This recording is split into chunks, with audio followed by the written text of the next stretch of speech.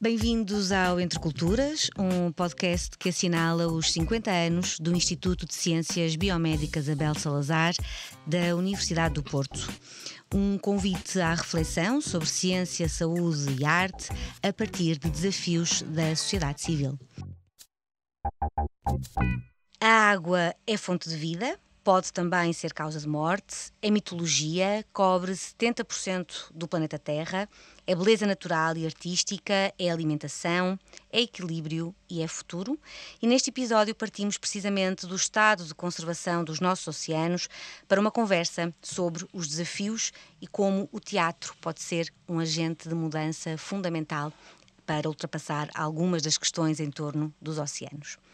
E são meus convidados Isabel Barros, diretora artística do Teatro de Marionetas do Porto e fundadora do Ballet Teatro; Paula Santos, antiga estudante do ICBAS e médica veterinária na Direção-Geral de Veterinária; e ainda Alberto Teodorico, biólogo, professor do ICBAS e investigador no CIMAR.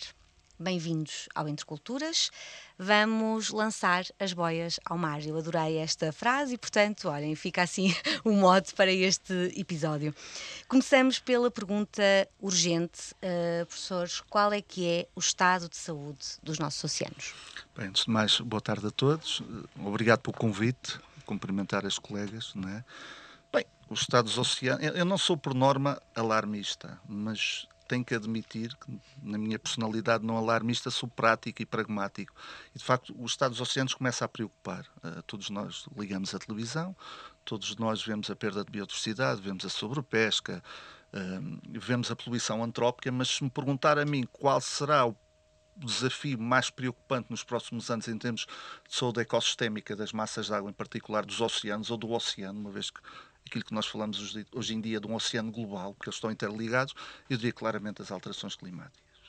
Os oceanos estão a ficar mais quentes, os oceanos estão a ficar mais ácidos, os oceanos estão a ficar com menos oxigênio e, hipoteticamente, se formos revisitar aqueles filmes mais alarmistas, provavelmente isso até pode levar a um conjunto de alterações das correntes oceânicas. E depois, para além destes problemas, temos que pensar, e isso tem sido um paradigma que tem sido quebrado, os oceanos hoje em dia modelam o clima na Terra. Isto fica muito claro. E, portanto, o que é que será para a humanidade uma alteração dramática das correntes oceânicas em termos de impacto? Nós estamos aqui, somos todos portugueses, não sei se tem esta noção, mas há uns anos atrás, quando falávamos de clima na Terra, quando pensávamos e ligávamos a RTP1, passa a publicidade, não sei se posso fazer, assumo que sim, e víamos o boletim meteorológico, era um Instituto de Meteorologia. Curiosamente, hoje em dia, é o Instituto Português do Mar e da Atmosfera, o que significa que é o mar, juntamente com a atmosfera, que vão modelar o planeta. Aliás, nós temos, apesar de tudo, níveis menos preocupantes da temperatura da atmosfera, exatamente porque as massas de água funcionam como um tampão. Se pensarmos, oceanos são verdadeiramente o pulmão da Terra. A floresta amazónica é de facto importante, mas são as microalgas. E, portanto, toda esta panóplia de interações faz-nos de facto pensar o que é que podemos fazer para mitigar, porque só vamos a tempo, acho eu, de mitigar estas alterações. E, portanto, isto tem que ser uma abordagem multidisciplinar, onde, obviamente, os governos têm que intervir. Nós temos, hoje em dia, com um grande foco na área do mar, a ciência cidadã é importante, mas tem que ser multidisciplinar e tem que vir de quem tem possibilidade de mandar e propor medidas que são, de facto, concretas. As alterações climáticas é uma história antiga, na verdade.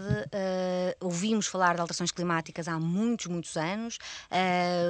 Pontualmente, não tão pontualmente como gostaríamos, há grandes desastres, ou foram sendo registados grandes desastres, como petrolíferas, portanto, e até hoje, efetivamente, isto continua a ser um problema em que parece que não há uma resposta coesa. O que é que falta aqui? O que é que é vontade política? É incapacidade de trabalhar em rede?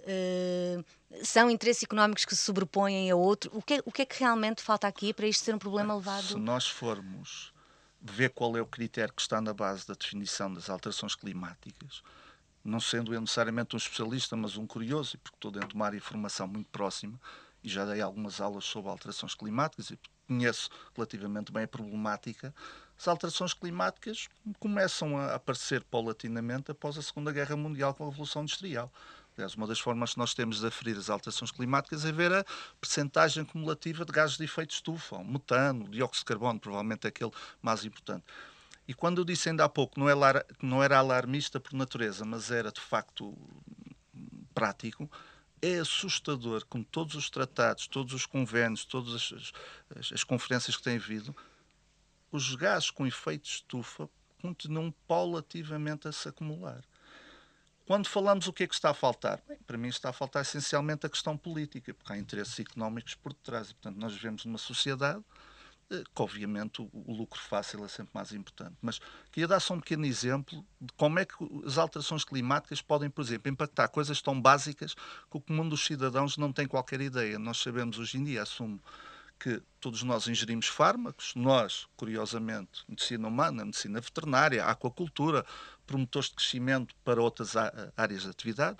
Os fármacos são processados no organismo, mas vamos assumir que estamos a falar da população humana, chegam às estações de tratamento de águas residuais, mas o tratamento que é feito nas ETAs clássicas não é para remover os fármacos, é para remover essencialmente as fezes, os coliformes fecais. E dizem-me vocês o que é que isso tem a ver com fármacos. Não deixa de ser curioso.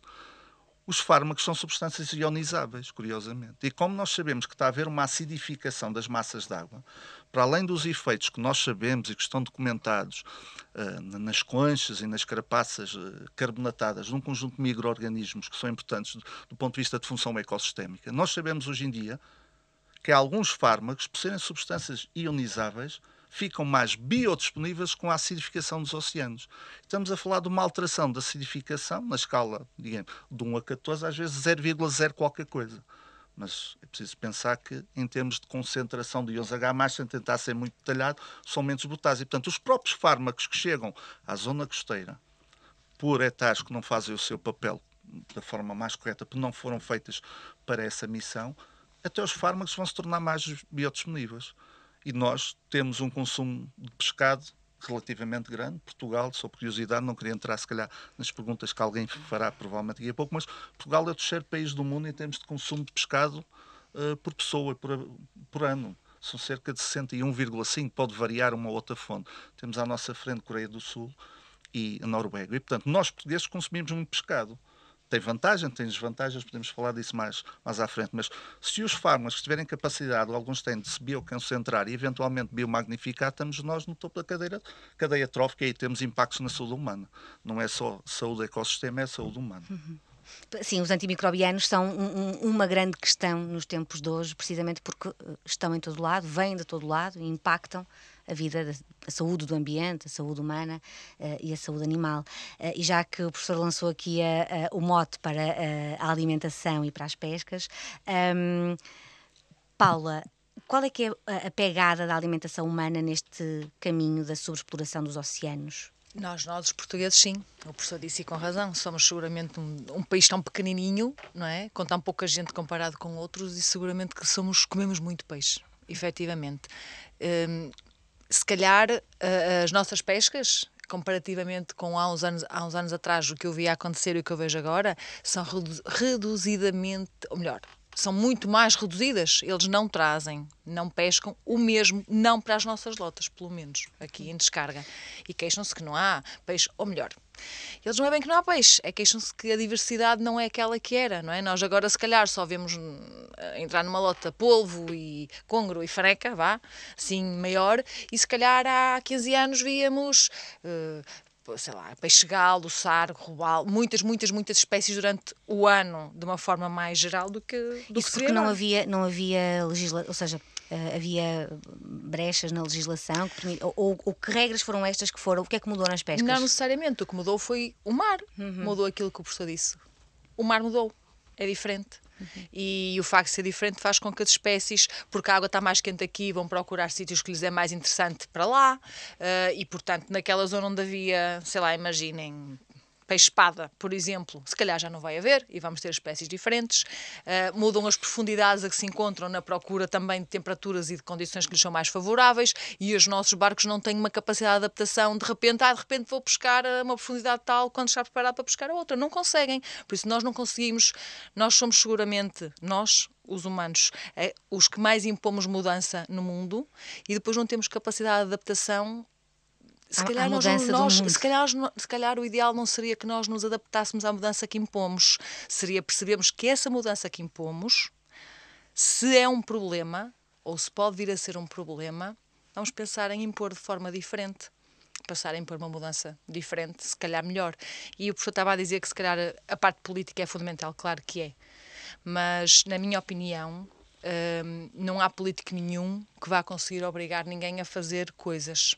E se as pessoas não compreendem, as pessoas de uma forma geral, não compreenderem que temos um problema nas alterações climáticas, sem dúvida, não vão fazer nada para que o mudem. Imaginem, sei lá, olhem os meus filhos que já nasceram, aquilo que veem é o que é normal. Se calhar nós, eu e outros mais velhos um bocadinho, conseguimos perceber que há uma diferença, e a minha mãe maior ainda, os meus avós maior ainda, mas para os meus filhos há uma normalização daquilo que é um problema à partida. E eu costumo dizer que só é um problema quando há uma solução, mas nós, para sabermos que há uma solução ao procurá-la, temos que reconhecer que é um problema. E se muita gente pensa naquilo, e também se calhar, Bárbara, eu acho que há uma questão pertinente e que pelo menos eu noto isso nas camadas mais jovens. Há aqueles que acabam por se radicalizar muito nas ideias, e esta radicalização das ideias eu acho que acaba por afastar aqueles que são mais moderados e pensam, pá, não estou para aquilo, então. As pessoas Se não, perdem o interesse, não é? E gastam demasiada energia. Às vezes em coisas que não vão servir de nada. Se calhar se nós escolhermos cada um de nós a nossa meta, ok, isto eu consigo, se fizer isto eu sei que vou seguramente melhorar. Não é suficiente, não é tudo, mas é o que eu consigo, e se cada um se concentrar naquilo que consegue, vamos melhorar tudo. Mas em termos alimentares nós comemos muito peixe, cada vez menos variado, porque também há cada vez menos variedade, pelo menos em termos de fresco aqui, daquilo que é descarregado, e depois também temos acesso agora a muita coisa que vem de todo lado, não é? E o peixe, e também se fala muito da questão dos microplásticos, é um peixe doente este que nos vem para a mesa? Curiosamente, hoje, naquele bocadinho que tive com os alunos de CMA, um dos alunos levantou esta questão. Como é que é os microplásticos? Já estávamos a falar de fraude. E se nós soubermos uma empresa que ponha no mercado um produto que sabemos à partida que tem microplásticos, no caso do peixe, se ele está a ser fraudulento? Era a pergunta do aluno. Se calhar está. Ou se calhar não, não sei, é uma pergunta que é quase impossível de responder, porque isso é um problema emergente, é um problema grave, é um problema de solução muito, muito difícil. Nem que neste momento o plástico deixasse de existir, íamos demorar anos e anos e anos a deixar de o ter. E se calhar eu acho que às vezes isto, este conhecimento e esta constatação, acaba por fazer com que as pessoas pensem, não vale a pena. Lá está. E não pensam que vale. Este bocadinho vai valer. Se todos fizermos este bocadinho, mais aquele bocadinho, vai valer um bocadinho a pena. E se calhar é por aí. Isto leva-me precisamente ao teatro. O teatro é uma ferramenta poderosíssima, Isabel, e as artes performativas, na verdade. Como é que pode estar, se é que pode estar, ao serviço da consciencialização individual, tanto para mais pequenos como para adultos, portanto, para toda... é numa ótica de mostrar que os problemas existem, são reais, que vêm de trás e o que é que nós podemos fazer, ou de facto é uma outra visão de caminhamos para aqui, o que é que podemos fazer?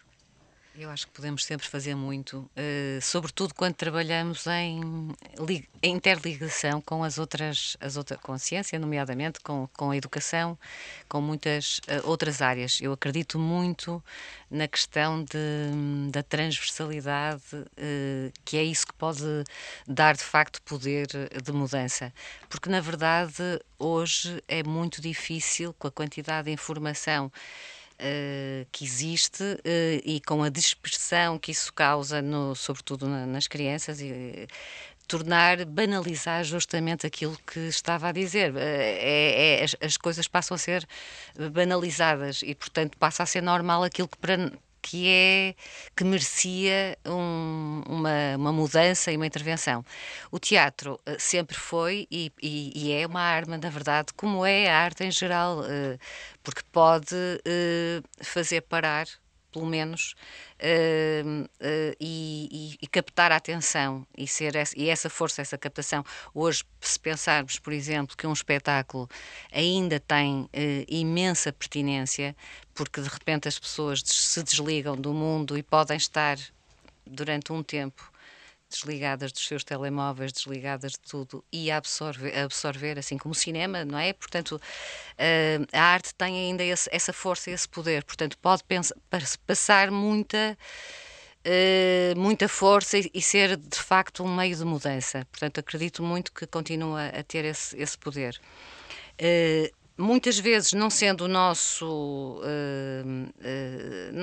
não diria função, mas objetivo de falar de determinado tema, podemos também fazê-lo. Eu estou a pensar, por exemplo, em projetos que tenho feito, nomeadamente com a comunidade.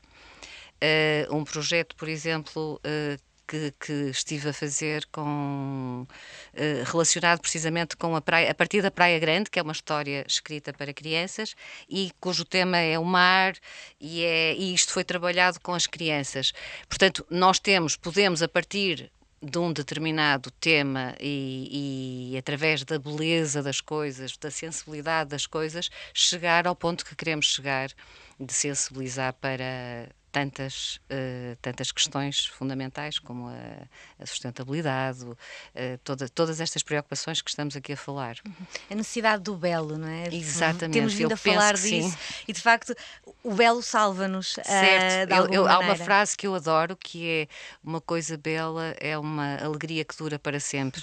Na verdade, é mesmo isso. Eu acho que todos nós sonhamos sempre, através de várias possibilidades, da paisagem, da arte, de tantas coisas, encontrar o belo, porque é isso que nos apazigua e nos dá uma certa paz e nos dá dá-nos grandeza de alguma forma. Isto é uma coisa muito individual, mas é isso que depois, se for tocado por muitas pessoas, acaba por ser extremamente transformador, eu acho. Voltamos aqui à questão da alimentação. O professor há bocadinho falou das microalgas. Há de facto um problema, portanto, em termos de sustentabilidade, de pescas, de alimentação de peixe. O futuro da alimentação passa por onde? Trabalha-se muito isto também, precisamente na licenciatura de Ciências do Meio Aquático, do ICBAS. Há muitas soluções que têm vindo a aparecer no mercado, a questão lá está, das microalgas. Isto pode ser um caminho, não a solução, mas um caminho para ajudar aqui a colmatar alguns problemas. Bem, já alguém dizia que os oceanos eram um mar de recursos, uma coisa que, de facto, os oceanos hoje em dia têm recursos minerais, energéticos, biológicos. E, de facto, hoje em dia temos preocupações crescentes com a questão da sobrepesca. Nós sabemos, há muitos anos, que a quantidade total de pescado, e quando eu falo de pescado, para quem está a ouvir em casa, estamos a falar de peixe, molusco e crustáceos, portanto, aquilo que genericamente nós chamamos de frutos do mar, ou seafood em inglês, tem estagnado, ou seja, as capturas selvagens não ultrapassam os 85 mil milhões de toneladas. Portugal, curiosamente, e a Paula saberá melhor do que eu, nós consumimos mais de 2/3 do que pescamos, ou seja, nós dividirmos aquilo que consumimos em 3 partes, da pesca em Portugal só conseguimos 1/3, o resto tem que vir de algum sítio. Obviamente que nós temos uma balança das pescas deficitária, sobretudo à custa do peixe seco e salgado, o famoso bacalhau. Qual é a pessoa que está aqui à mesa que nunca comeu bacalhau? Prioritário, em algumas épocas festivas, para nós, portugueses. Peixe congelado. Mas, obviamente, que isso impõe-nos a necessidade de fazer outras abordagens, até pela questão do consumo.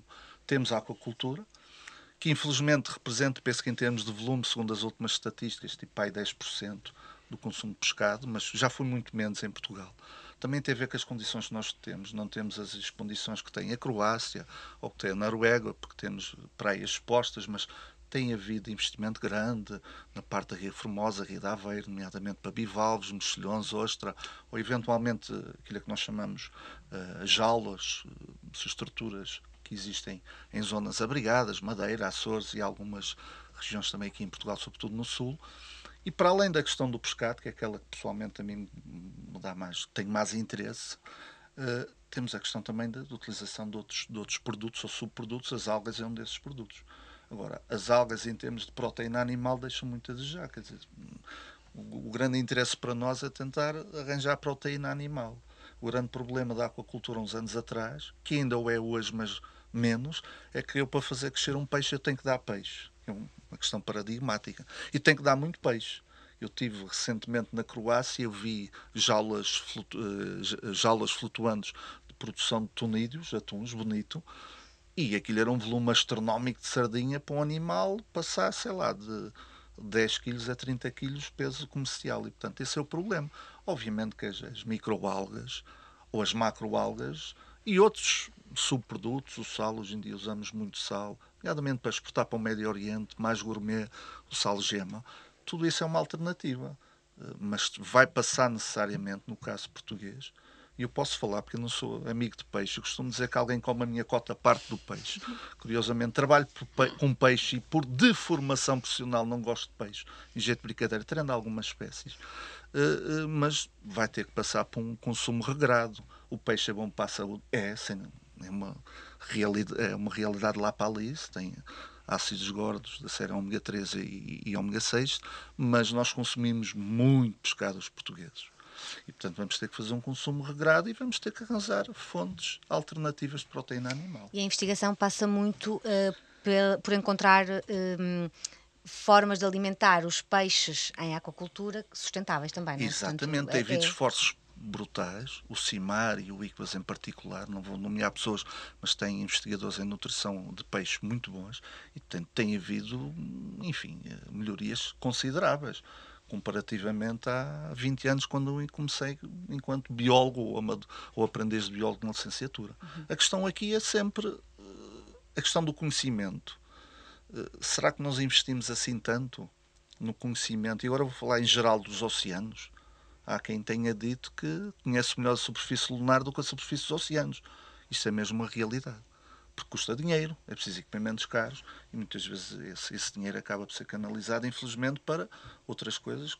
Todos nós hoje em dia ligamos a televisão, a rádio e os meios de comunicação social e vemos que é feito para o mísseis X, P, H, Y, Z, porque há uma enorme variedade de equipamentos bélicos que nos daria a nós não só para ter medidas protetivas dos ecossistemas, como investir na saúde humana e noutras áreas, na cultura, no teatro, porque não? A aquacultura, este é um tema que eu tenho sempre, eu própria, enquanto cidadã, dúvidas, porque sempre nos disseram que o peixe do mar é o peixe bom, é o peixe mais caro no supermercado ou no mercado, mas depois começamos a questionar ou a ter outro tipo de informação. Não, o peixe da aquacultura é realmente bom, é produzido de forma controlada. Paula, quer-me explicar um bocadinho sobre este assunto? Então, isto é um assunto difícil, dá para o tempo todo, a aquacultura. Então, de uma forma geral, a aquacultura nós podemos tê-la no mar, que é um ambiente muito mais descontrolado, é o mar, não é? E vamos só controlar o que tivermos em jaulas e a forma como eles são alimentados, porque o resto é o mar. Se houver de repente um derrame de um navio qualquer que vá ali passar e que a corrente lá venha, vai lá chegar. E, portanto, é um desafio grande, é um investimento grande, é um desafio grande. E depois temos tudo o que é feito em terra, que pode ser em tanques fechados ou em rio, e depois aí, se forem tanques fechados e controlados, vai ser muito mais controlável, não é, como é óbvio. O problema da aquacultura é que o objetivo é ganhar dinheiro. Não é? Produzir para ganhar dinheiro. Portanto, temos que produzir rápido. Eles têm que engordar rápido. Não é? E por isso comem ração, para que possam crescer rapidamente. O facto de termos aquilo tudo junto vai naturalmente propenciar ao aparecimento de doenças e para controlar isso às vezes é necessário a parte de medicamentos. Aí entram os antimicrobianos outra vez. E não só, outro tipo de medicação. Por isso, uma aquacultura tem ali muitas valências. Tem a saúde animal, tem a saúde humana, porque depois temos que controlar tudo o que lhes é colocado, e não é assim tão linear e tão fácil de conseguir. Em Portugal nós não temos assim muitas produções, ainda temos algumas, mas não são não assim... é significativo, ou seja... São bastantes de algumas espécies, mesmo porque isso é outro desafio da aquacultura, não se consegue produzir tudo e mais alguma coisa. Não o que se pega... mais se produz em aquacultura? Trutas em terra, de peixe, sem falar de moluscos bivalvos, porque os moluscos bivalvos já é mais fácil, temos o berbigão, a ameijoa, a ostra, essencialmente. Mas de pescado vamos ter trutas, seguramente que será uma espécie pertinente e importante. Temos também, até aqui na Zona Norte, alguma produção de linguado mas no caso não é produção do produto do peixe para comer, produzem peixinhos que depois vendem para outros lados para serem engordados. E temos depois a dourada e robalo. E também temos no Algarve, há não muito tempo, uma produção de atum, tunídeos, no mar. Mas é basicamente aqui, há espécies que não... e salmão, claro, truta salmonada. Salmão em Portugal não temos, mas temos truta salmonada.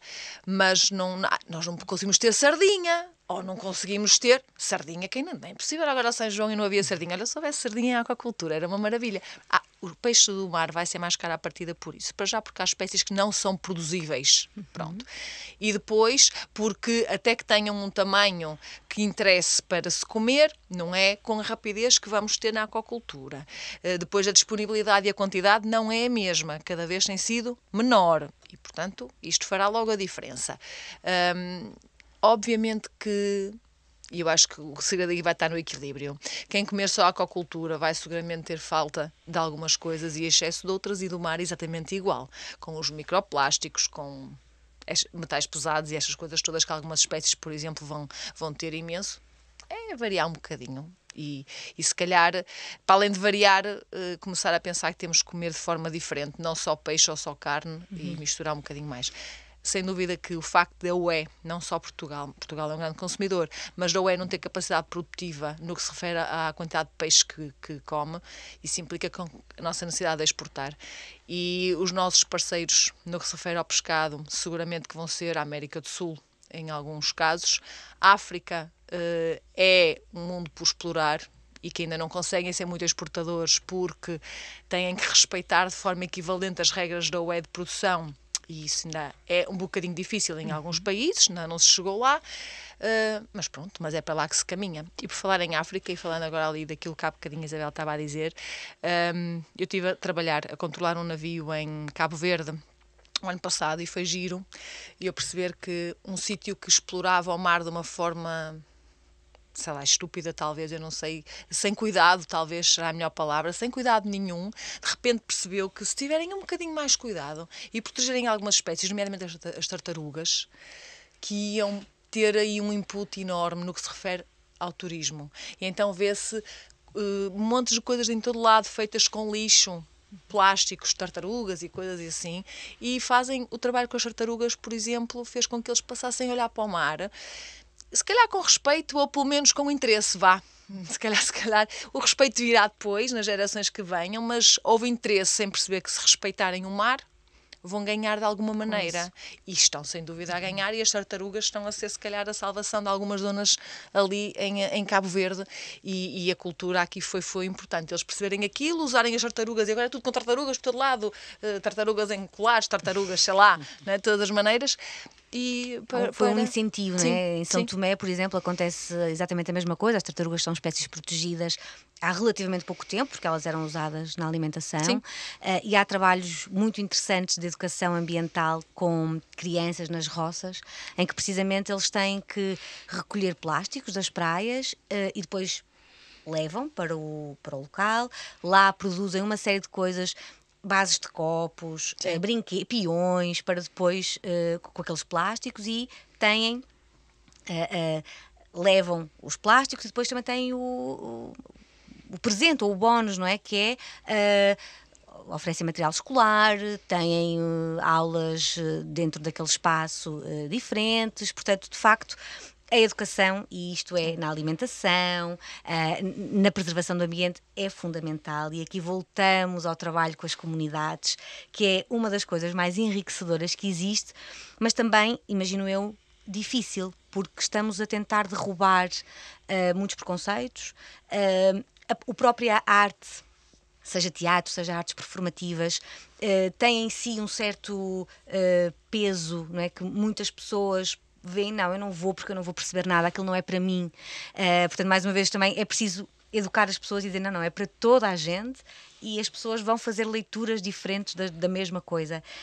Isabel, conte-nos um bocadinho essa experiência desse trabalho em particular que falou. Sim. Já agora, esses casos de São Tomé e Cabo Verde conheço, porque já estive a trabalhar tanto num sítio como no outro, e de facto é extraordinário a possibilidade de transformação através de coisas tão parecem simples, mas de facto não são, e as tartarugas realmente, esse exemplo é excelente. Em relação à questão que a Bárbara colocou das comunidades, de facto, há essa resistência às vezes e até uma certa timidez. Quando estamos a falar de algum tipo de comunidades, há muita timidez, porque o fator exposição, imaginar que se está, por exemplo, a construir um espetáculo. Eu neste momento estou em criação, por exemplo, com um projeto que é feito com pessoas idosas, e que já vamos na 7ª edição, e precisamente sempre o início destes projetos, as pessoas têm sempre eu diria quase até medo de estar a entrar para qualquer coisa que não conseguem imaginar o que é que lhes vai acontecer. Mas depois, a partir do momento em que começam a perceber e a confiar, é muito bonito. Estamos a falar do Quem Sou Eu, que é um espetáculo que vai estrear em julho com o Teatro Marionetas do Porto, e portanto tenho alguns atores profissionais, e depois as outras pessoas são pessoas idosas do Centro Social da Foz do Douro. E precisamente estou a trabalhar muito a questão do mar, porque eles estão próximo do mar, não é? Porque estão no Passeio Alegre, na cidade do Porto, e portanto essa relação com o mar, recuperar um pouco essa memória. E é muito curioso porque eles falam, por exemplo, há uma senhora que fala que ia ali junto à cantareira brincar com as enguias. Eu penso que se calhar isso já nem existe, nem sei se esse tipo de espécies ainda, como é que estão. Hoje seria diferente, se calhar. Portanto, há essa memória desse tipo de questões, mas é um desafio trabalhar com as comunidades. Também com outro tipo com miúdos, por exemplo, dos bairros sociais, a mesma coisa. Portanto, há muitas barreiras a vencer até começarmos a conseguir,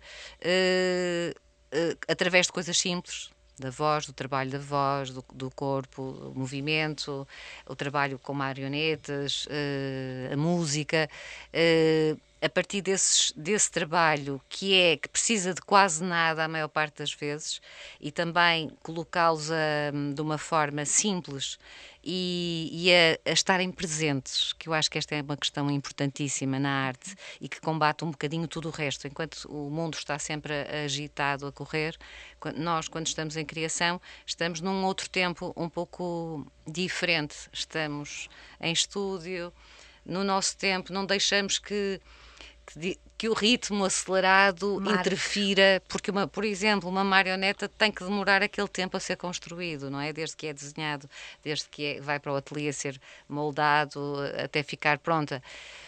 Eu ia perguntar isso. O poder das marionetas, porque há o teatro, ok, mas depois há as marionetas. É mais fácil trabalhar com as pessoas a partir, ou tendo o fim, um teatro de marionetas, por exemplo? É diferente. Eu acho que as marionetas têm aquela questão quase do duplo, não é? Eu estou a pensar, por exemplo, nas pessoas de idade, quando olham para a marioneta, voltam a ter um brinquedo, um bebê, voltam a rever-se, falam com ela. Pronto, portanto, há este lado mais de memória que regressa e que é capaz de ir ali buscar dentro de si coisas especiais que não seria de outra forma. Mas também, muitas vezes, não é preciso a marioneta, basta a questão do trabalho deles começarem a trabalhar a palavra, a poesia, por exemplo, muitas vezes, coisas originais que escrevemos com eles. Tudo isso são recursos muito simples. Eu gosto muito desta questão, aliás, o movimento, a dança, o gesto, agrada-me muito neste trabalho com as comunidades, porque é esta questão de não precisarmos, às vezes, de quase nada, de gastarmos o mínimo, digamos, a partir do nosso corpo, sentirmos o mundo e nos relacionarmos com a natureza. É um lugar também de autoconhecimento, não é? Por exemplo, no trabalho que fiz em São Tomé, trabalhamos sempre ao ar livre, até porque os recursos lá são muito, muito básicos, digamos, mas as pessoas perceberem que, de facto, conseguimos estar a trabalhar e a construir coisas de uma beleza grande e até para eles extremamente reveladora e às vezes surpreendente, com quase nada.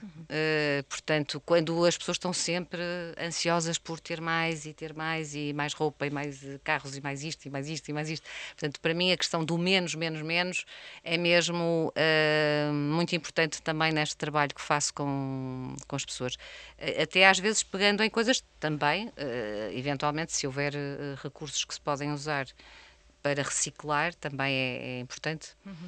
Só para concluir aqui esta questão, da sua experiência e deste trabalho em comunidades, nesta ótica da sustentabilidade e da promoção da consciência para o ambiente, para o bem-estar dos oceanos, da terra,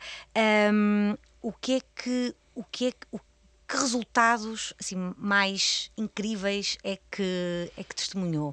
É a autoconsciência? É a comunidade que se cria ali, a vontade de mudar? O que é assim mais impressionante? Eu acho que é mesmo a questão de dar oportunidade às pessoas pensarem, pararem um pouco e pensarem e sentirem-se presentes e sentirem a Terra, o planeta. Falamos muitas vezes disso, tanto com as crianças. Eu também trabalho muito com as crianças e nomeadamente no nosso polo de Bonjoia, que é um polo situado na Quinta de Bonjoia e que tem uma relação com a natureza espantosa. Portanto, fazemos esse trabalho no exterior e precisamente a questão da terra, dos animais, estou a pensar, por exemplo, nos perus que andam por lá e que às vezes os miúdos veem pela primeira vez um peru, não é? Portanto, ficam surpreendidos com aquele bicho mais estranho que normalmente só aparece nos pratos. Não sei se me perdi, entretanto. Acho que não, estávamos aqui a falar desta questão só da capacidade transformadora ou seja, o que é do início ao fim de um projeto destes, o que é mais visível em termos de transformação nesta questão da consciencialização. Era um bocadinho por aí que estávamos. Sim, eu acho que é relativamente às questões da natureza e do planeta, eu penso que é perceber que fica muita informação do lado das pessoas com quem trabalhamos. Também vou dar um exemplo recente. Tive agora, estamos a terminar um projeto, não com as Marionetas do Porto, mas com o Ballet Teatro, residências em bairros sociais, bairros e jovens de Campanhã, e precisamente o tema é, querido Planeta Azul, o tema é justamente, o grande tema é a sustentabilidade, e todas as letras das canções que foram escritas com esses jovens são todas à volta do tema destas questões que nos preocupam a todos, mas que para eles era uma coisa no início, que seca, porque já, não, e de repente começaram a escrever coisas bonitas cruzadas com preocupações atuais deles, portanto, eu acho que fica sempre muita coisa que se calhar pode não ter impacto imediato, mas que terá. Fica lá. Sim, necessariamente. Nós estamos a terminar, já recebi aqui a indicação do nosso operador de maquinaria e por isso mesmo, em 2 minutos, eu pedia à Paula e ao professor Alberto para me dizerem porque é que os oceanos têm que ser uma prioridade num mundo tão caótico como este em que vivemos, em que há tanta coisa a acontecer. Quanto mais não seja, porque senão o mundo realmente esgota-se, mas conseguem-me dizer sim? Passa a Paula. Simpatia. Assim, de uma forma geral, a água é vida, ponto. E se nós não tratarmos daquilo que temos, e seguramente que os oceanos cobrem grande parte do nosso planeta, as coisas não vão correr mesmo nada bem. Ou vai passar a cobrar, ou os oceanos vão passar a cobrir mais do que é suposto, com estas alterações todas que estamos a impor, se calhar pode vir a acontecer cada vez mais rápido isso, e deixamos, ou ganhamos barbatanas e guerras, ou então estamos todos desgraçados. E por isso temos mesmo que saber consciencializar e ter a certeza e perceber e não esquecer que sem o oceano bem tratado, o resto não vai correr bem. Vida. Mais nada. Alguma coisa a acrescentar? Eu dei durante muitos anos aulas de hidrologia e a problemática da água enquanto bem de consumo essencial e que tem custos, porque nós abrimos a torneira e assumimos, não tem... Agora nós até assumimos que tem custos, porque a fatura, entre aspas, da água já não é o que era antigamente, em que se não negava, dizia-se, não se negava água a um pobre. Mas todos nós temos a noção que, de facto, quando falamos da problemática da água, a água, de facto, é vital para todas as atividades. E, portanto, eu quando dava as aulas de hidrologia e focava-me nos oceanos, usava esta imagem que era interessante. Imaginem que vocês, alunos, entenda-se, são marcianos e estão a chegar ao planeta, que nós chamamos Terra. Faz algum sentido dar um nome Terra a um planeta em que 70%, 71% da sua superfície é água? Se nós pudéssemos rebatizar o planeta, nunca seria planeta Terra, seria planeta Oceano. Isto é a realidade. E, portanto, e eu já falei de um conjunto de funções ecossistémicas que os oceanos fornecem. Mesmo a questão da água, penso que são 97,5% dos recursos de água estão nos oceanos. Falamos hoje em dia, mesmo em Portugal, da necessidade de dessalinizar a água, porque de facto a água é escassa em algumas regiões devido ao regime pluvial e outras problemáticas associadas. E, portanto, com base nisso, eu só deixava um conselho, protejam os oceanos e façam uma gestão racional e sustentada dos seus recursos. E para terminar, 2 minutos igualmente, Isabel, a arte, a cultura são a expressão máxima da criatividade, tendo em conta também os acontecimentos dos últimos dias. Qual é que é, da sua perspectiva, o papel dos artistas enquanto um motor de transformação da sociedade? Eu acho que custa-me um pouco que seja só necessário serem os artistas a serem motores. Para mim, são as pessoas todas, na verdade. Os artistas trabalham com determinadas questões, mas eu acho que é um pouco redutor falarmos só dos artistas. Eu acho que está na hora de mudar tudo. Está na hora de parar, e eu acho que nós podemos, acredito muito nisto, que cada um de nós pode fazer uma parcela que faz diferença. É isso que me continua a dar força para continuar a fazer projetos, é porque de facto eu acredito que trabalhando este bocado, aquele, com estas pessoas, essas pessoas depois também trabalhando, e é um processo de... É uma cadeia é uma que se cadeia, constrói, exatamente. não é? Mas acho que é mais do que aos artistas, é de facto as pessoas, é todas as pessoas, a sociedade, é no fundo criar algum travão, porque há esta questão da política, tem uma força muito grande, engole toda a gente, as decisões são sempre superiores, são sempre... e eu acho que a consciência geral ia começar logo pelos mais novos, os pais darem mais atenção aos filhos. Não adianta imaginar que as escolas vão fazer tudo, porque tem que ser uma consciência mais direta entre cada pai, filho, vizinho. Portanto, acho que é uma coisa muito mais de proximidade, é um trabalho de proximidade. E claro, a arte tem depois um poder enorme, mas eu não colocava isto assim. Ou seja, somos todos agentes de mudança. Somos todos agentes de mudança. Temos todos responsabilidade para contribuir para a mudança. E, mais uma vez, isto tem sido também transversal a todos os episódios, a importância do coletivo, não é? Nós podemos começar dentro da nossa casa, nas nossas pequeninas parcelas, mas o objetivo máximo tem que ser sempre o coletivo, não é? Sim. Muito obrigada a todos. Comum, o bem comum, exatamente. É assim que nos despedimos do Entre Culturas e durante 5 episódios percorremos os caminhos do teatro, da fotografia, literatura, música, lado a lado com a ciência e com a saúde. Conversámos sobre comunicação de ciência, sobre desigualdades sociais no acesso à saúde, literatura e os longos e incertos caminhos da doença oncológica e ainda música como processo terapêutico. Hoje centrámos-nos no teatro, nas artes performativas e na sustentabilidade e como todos nós, lá está, podemos andar lado a lado para construir efetivamente um futuro melhor. No final desta aventura eu destaco a felicidade que foi estar frente a frente com convidados que têm desenvolvido o seu trabalho e que têm lutado pelas suas ideias num mundo onde estar entre culturas devia ser a palavra de ordem. Todos os episódios estão disponíveis nas plataformas habituais, Spotify, YouTube, Apple Music, nas páginas oficiais do ICBAS.